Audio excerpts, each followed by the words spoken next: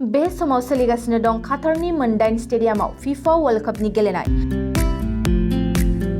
बे वर्ल्ड कापनि गेलेनायावनो नुनो मोन्दों सोरबा देरहानाय आरो सोरबा जेननांनाय। नाथायबा जेननाय देरहानाया गेलेनायनि मोनसे एंगारहायै बाहागो। बबेखानि वर्ल्ड कापआव मैयानि गेलेनाया साफ्रोमबो फुटबल अनसायारिफोरखौ सोमोनांहोनाय खालामदों। बाथ्रायाव बुंनाय दं, बबेबा गोब्राब नाजानायखौ जाफुंसारोब्ला बेनि रंजानाया बयनिख्रुइबो आलादा।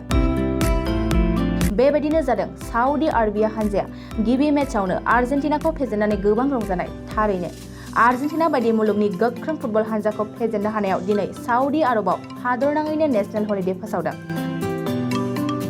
साउदी आरबनि राजा सलमाना रंजानाय लानानै हादरनि गेजेराव फरायसालिजों लोगोसे गासैबो मावख'फोरखौ बन्द फोसावदों।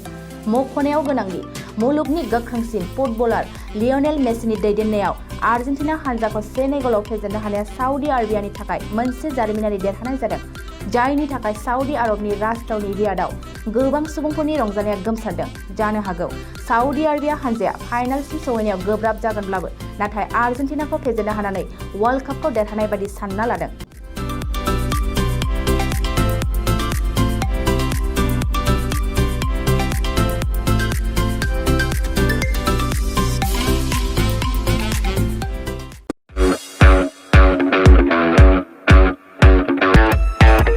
स्कुटी आरो बाइक सालायग्राफोरनि थाखाय मोनसे मोजां फोसावथाय।